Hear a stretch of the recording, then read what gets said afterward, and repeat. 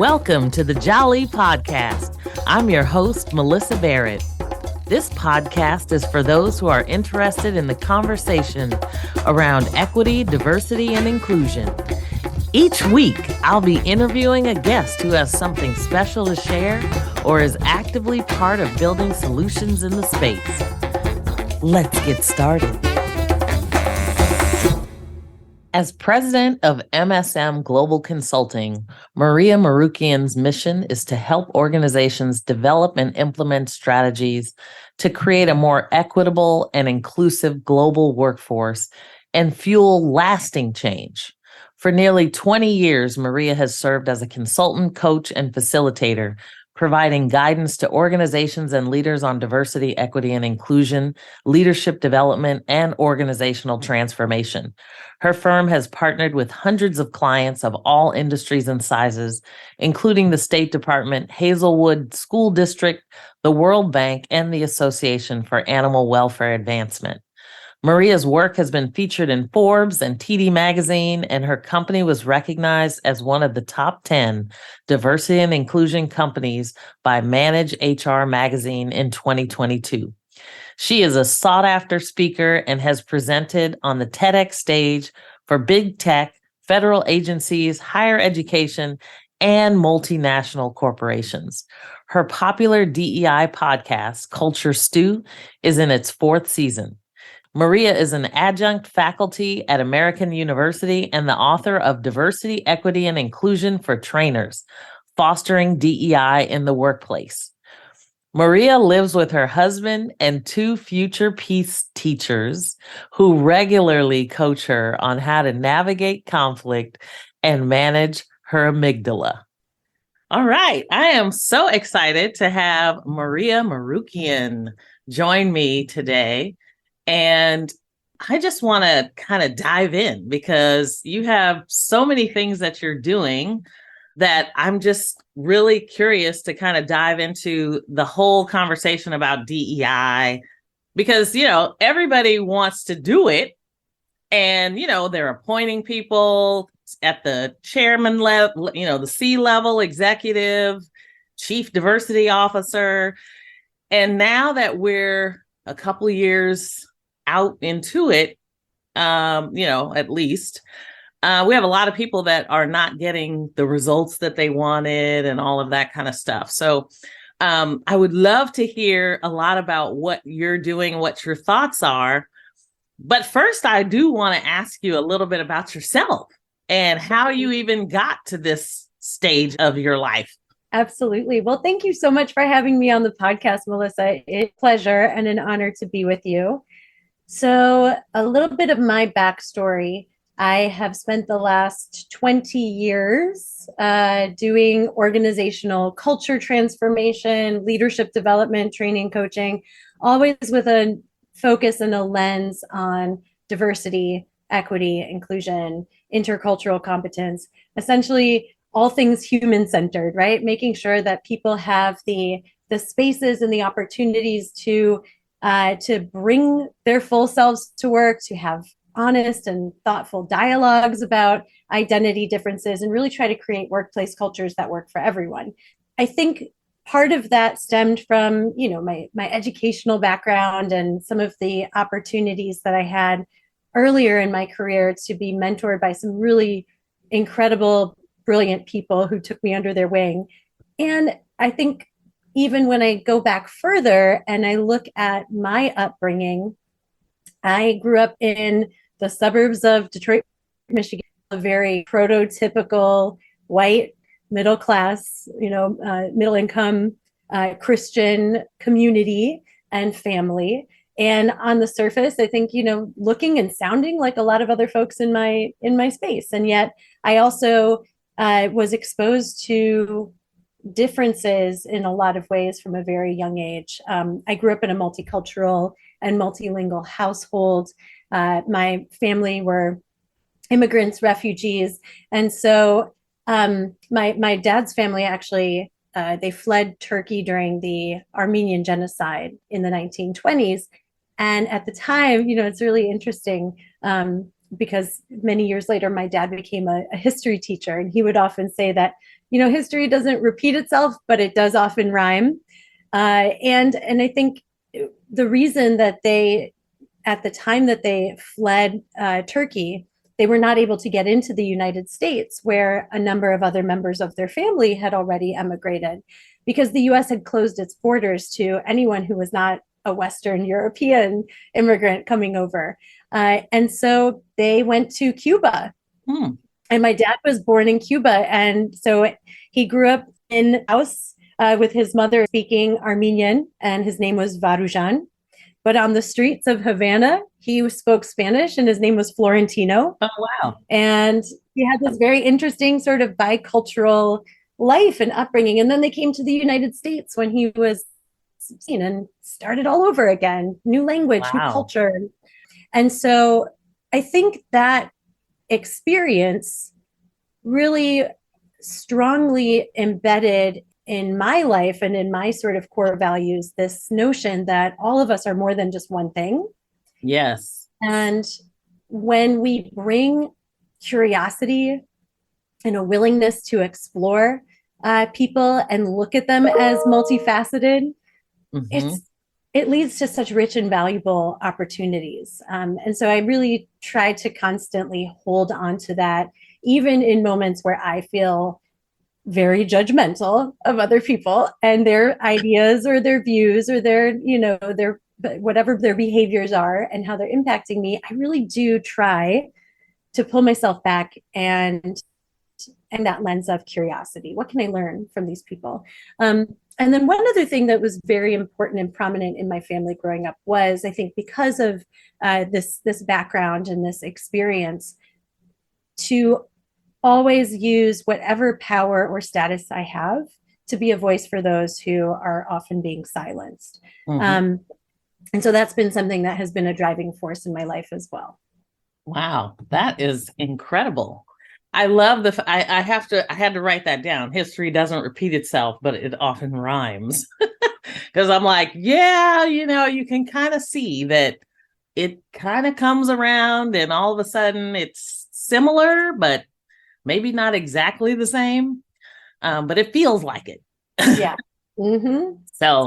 So that's awesome. I mean, I love the fact that you're talking about this complexity of people.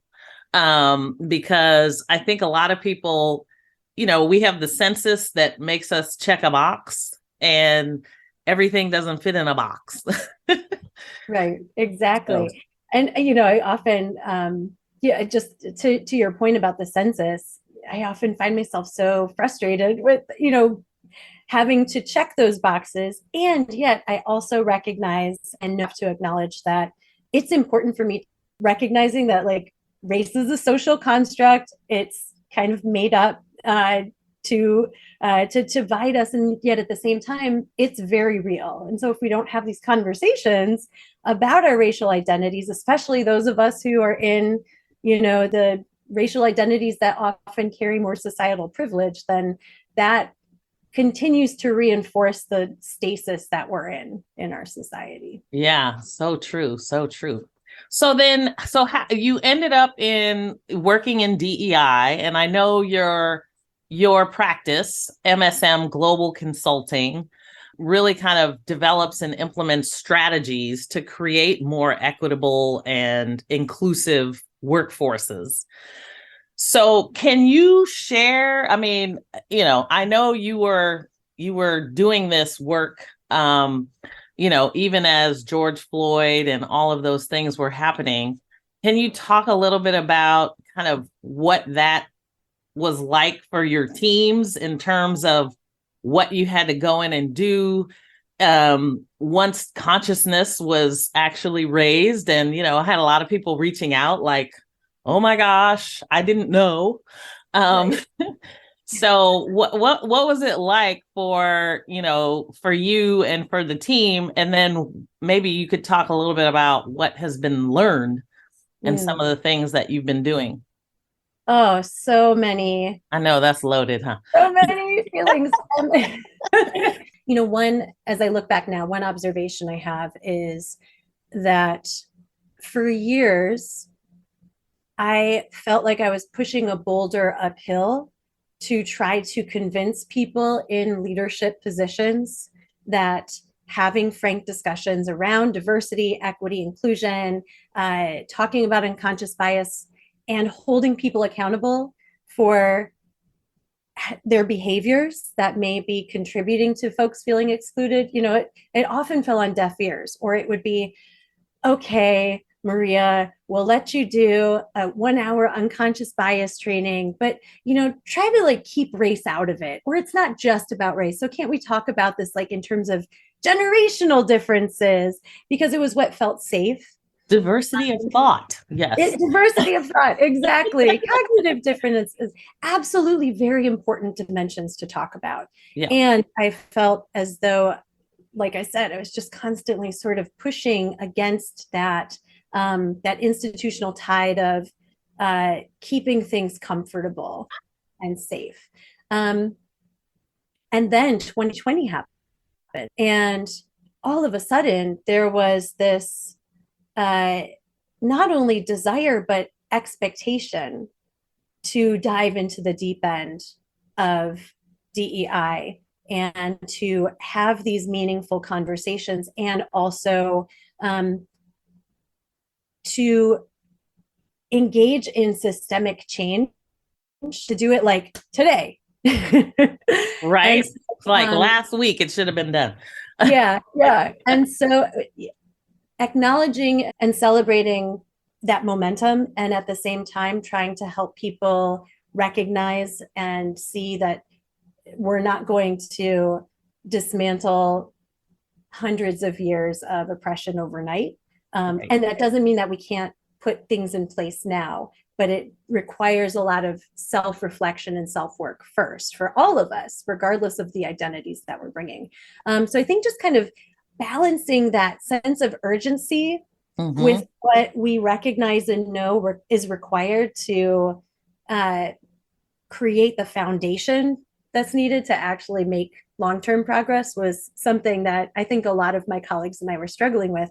And quite honestly, and I think, your question about how my team and my colleagues and I were experiencing this, also, we've had numerous conversations about just the emotional toll that it takes on DEI practitioners, because out of nowhere, we're being asked to do this for, everybody's coming out of the woodwork and either asking for it, or as we have been seeing, and again, history rhymes, the inevitable backlash and resistance, and those voices very loudly sometimes creating misinformation or just misunderstanding what this work is about. And so I think a lot of us did at that time and continue to struggle with the sense of obligation to like take advantage of this moment in time before it disappears, right? And try to make as much change as possible and respond to the demand and the desire for this change, and at the same time not burn ourselves out. Yeah. And so that's been something that I think I don't have a clear, answer. I'm still working on it too, but I've tried really hard over the last 3 years to ensure that my team is taking a step back to breathe when they get it. Well, and it's so real, right? Because even though you're focused on DEI, like we're people, we're going through it too, right? So, just being able to spotlight the fact that sometimes we have to just slow down, just stop and, make sure that we're taking care of ourselves as well. That's awesome. So then are there, and I know you do a lot of training and, I know we talked a lot about just embedding DEI into everything. Cause I think people were like, oh, we need DEI, but not necessarily like, what does DEI in marketing mean, or DEI in, legal, or, in all of these different places in our business, like, what does that actually look like? And a lot of people just put DEI in HR. Yes. So are you seeing any best practices for folks? Yeah, absolutely. I think first and foremost, just what you said, Melyssa, addressing that misnomer that DEI belongs solely in HR. Absolutely. HR leaders need to have that as a part of their repertoire, right? But it can't only live there, because then it just kind of gets cornered. And also what we've often found is that you have people who are either brought in or promoted to that C-level chief diversity officer. It's what we often see, and this is particularly the case with folks that are coming from minoritized identity groups, that they tend to be hired or promoted into these positions that are not necessarily very stable, and they're not necessarily given the resources to be successful.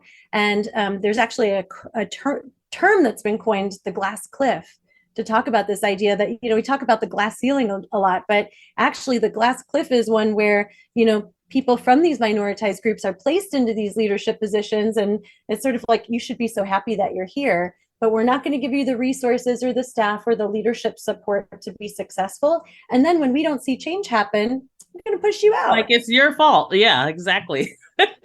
So I think that's where, to your point, DEI has to be co-owned across the organizational structure.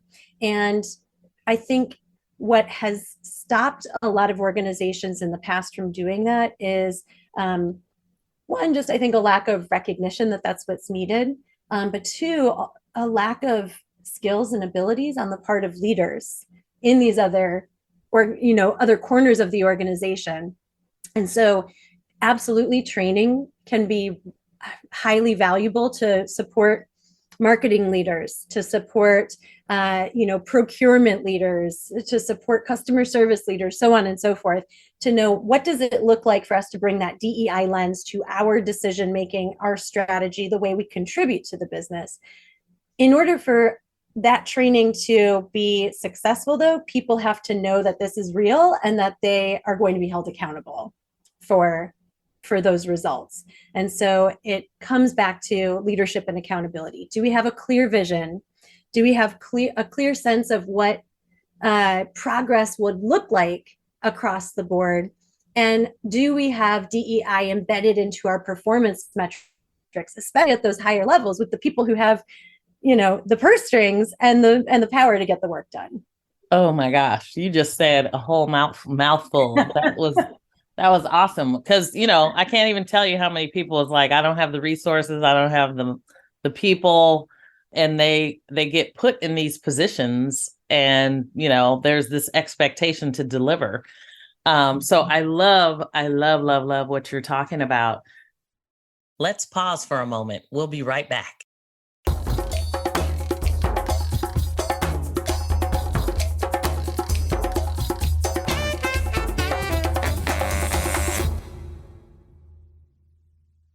Can you talk a little bit about, kind of measuring results and what that looks like? Because I think, there are folks struggling to figure out, like, what do I measure? How do I measure it? And, essentially, how do I hold these leaders accountable when, maybe I'm not measuring things properly? Because, transformational change, when you're talking about people, it's hard. Yes. Absolutely. Oh, there's a lot, and I'm really happy to see the increasing attention to metrics. And so I think there's a lot more research out there and a lot more direction that's being provided to leaders and organizations. And yet it's also not a one size fits all. And I think oftentimes what happens is we go for what's the most easily measurable identifier. Representation. So let's look at how many people are we interviewing and hiring into our organization that represent some of these minoritized or marginalized identity groups.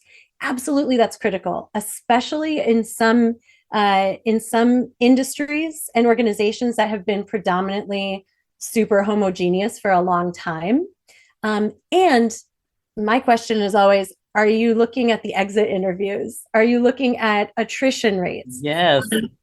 And also, because that would indicate to us that maybe we're able to bring people in but they're not staying. And I would Mhm. want to know why, right? So that's definitely, just from an HR perspective, looking at the full extent of the employee life cycle. Where are we recruiting?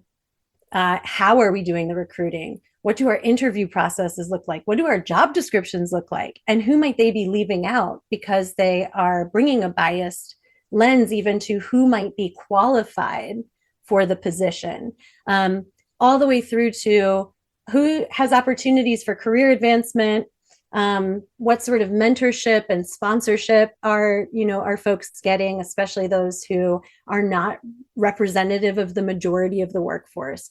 In addition to all of that, I also think looking at, and it's on the organization, on the industry, but the communities you serve, your customer population, for example. I've been doing a lot of work. Actually, my team and I have been partnering with the Association for Animal Welfare Advancement.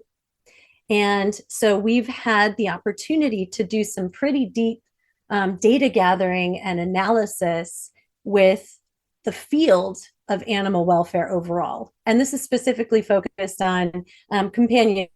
This is humane societies, animal shelters, as well as law enforcement, animal control organizations. And what's been really powerful, we started that process with an assessment. And we actually put out a survey and conducted a number of interviews and focus groups with folks representing the broad swath of the profession of animal welfare. And we asked them a lot of questions to gauge, what does diversity look like? Does your organization's workforce adequately reflect the populations in your area, for example? And then inclusion. How do people feel being a part of this organization? Do you think that people have a level of comfort being able to talk about diversity issues? How are conflicts resolved, right? So looking at it in terms of inclusion, engagement, belonging, and then equity, in terms of equitable practices. And do people feel like they have opportunities to report issues of bullying, harassment, discrimination, microaggressions? Do they feel like leadership takes proper action to hold people accountable? So we look at a whole number of different potential indicators for DEI, a whole set of learning experiences and resources for targeting different identity groups and different job functions across animal welfare. Fast forward 2 years later, we haven't yet done a follow-up assessment, although that will be coming next because we want to hopefully track progress over time. But what I have noticed, just kind of anecdotally, and here's where I think you can measure sort of those specific quantitative markers, but you can also measure. We went to a conference, one of the conferences for the profession that thousands of people attend on a yearly basis. And every single conference session and every single panel discussion explicitly brought forth the importance of addressing DEI as mission critical. And in talking with people who were coordinating the conference, they said, we've never done this before. And it's now, just now in 2023, that we feel like there's a level of readiness across the profession for people to hear this and demand it and want to be a part of it.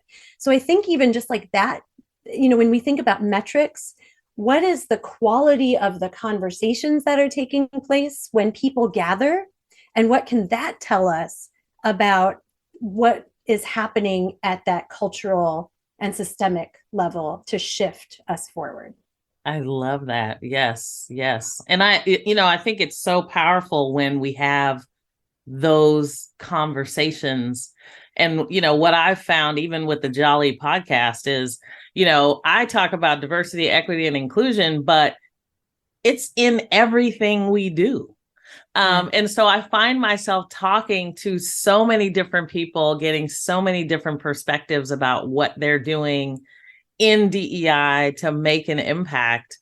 But it allows you to shift your lens in a way that, even for people who think they're woke, It's like there are more glasses to put on when it comes to DEI because there's so many layers to it. Yeah. So I love what you're talking about. What do you think is needed in terms of just fueling lasting change? Because, people can measure stuff, but when you think about, like 10 years from now, you talked about like, what's our vision for diversity? And, how do we know we've even achieved it? We have all these measurements, but at the end of the day, I mean, like, what does that mean? Yeah. Oh, if you had asked me that a couple decades ago when I first started doing this work, I probably would have said, "Oh, well, my vision is to work myself out of a job." That I way, hear that a where lot. you don't I even hear need that to a have lot. these conversations, right? And I came to realize that should never be the intent.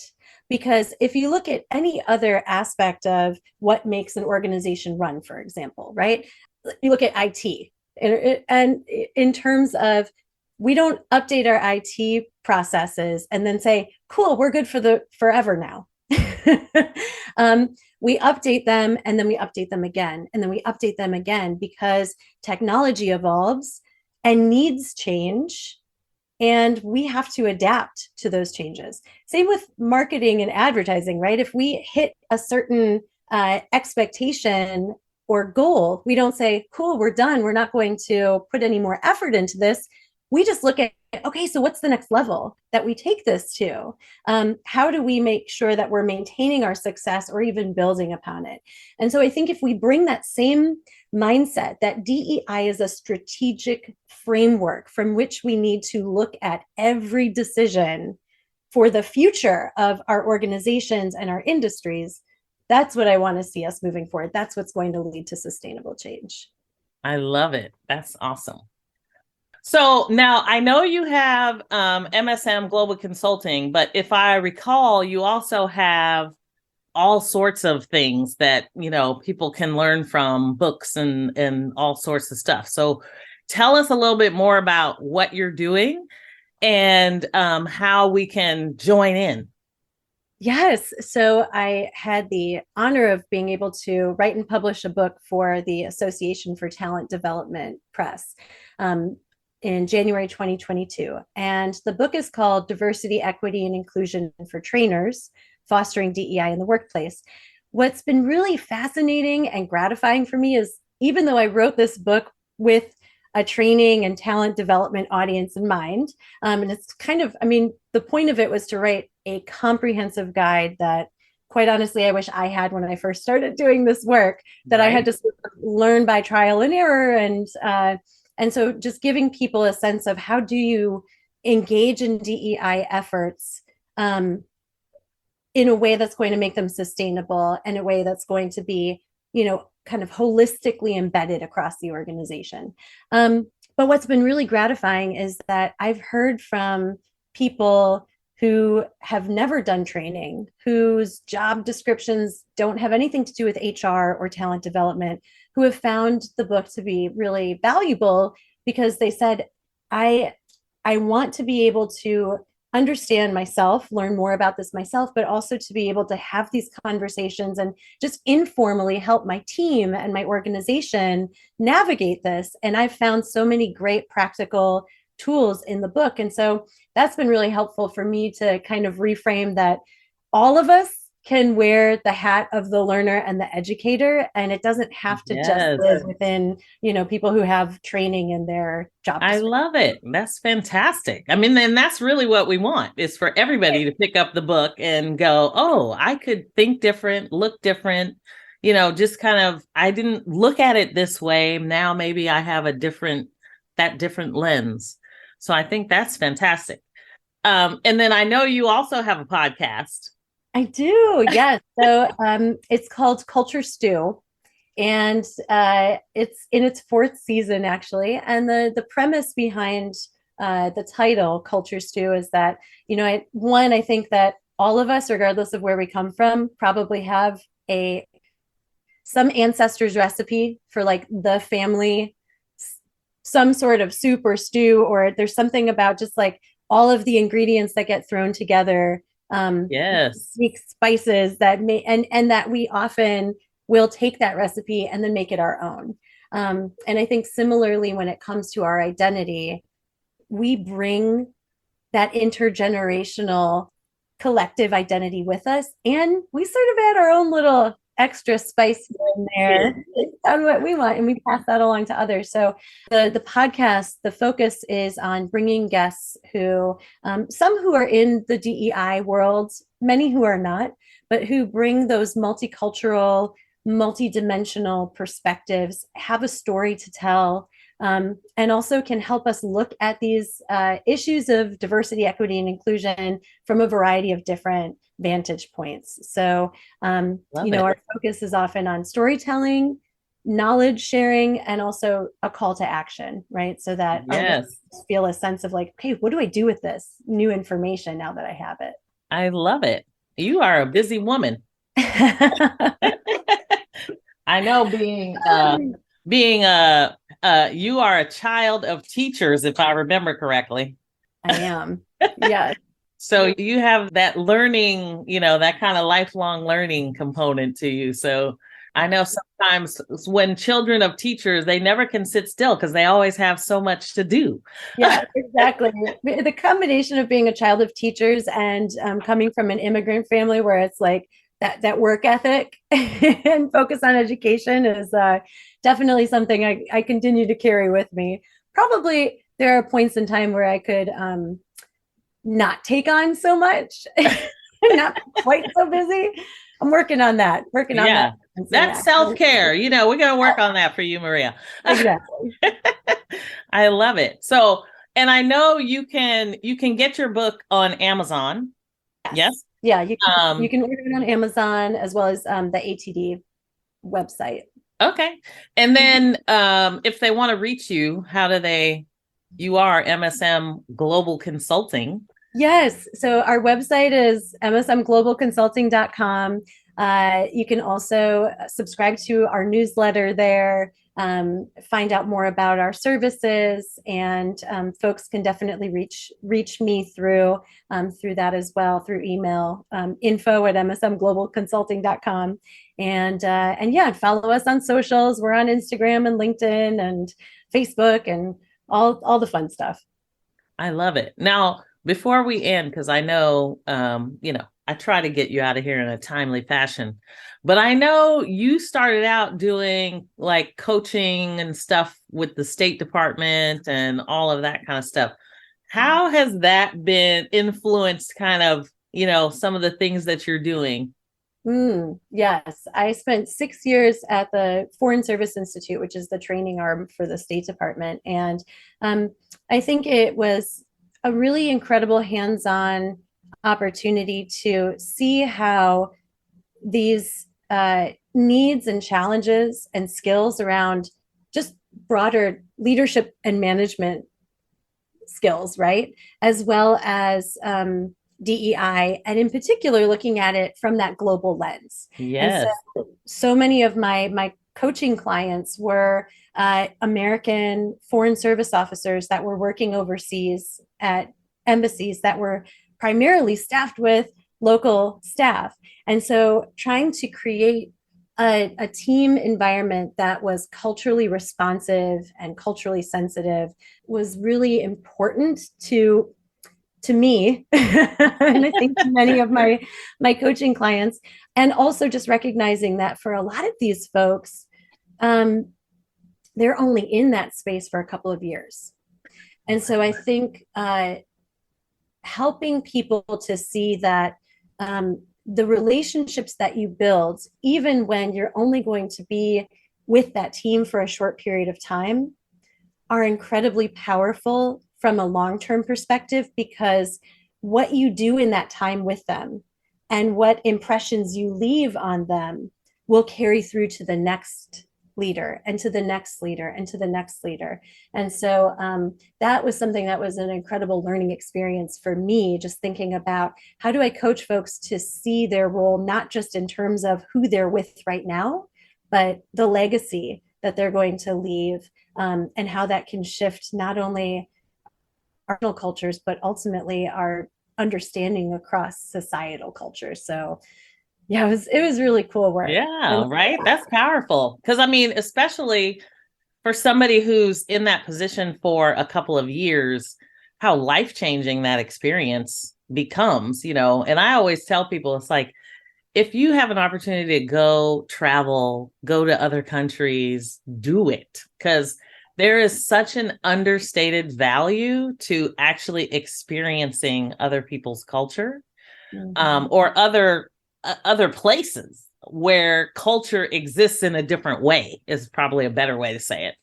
Yes. Because it's like you can't even underestimate just the impact it has on you and your own thought process.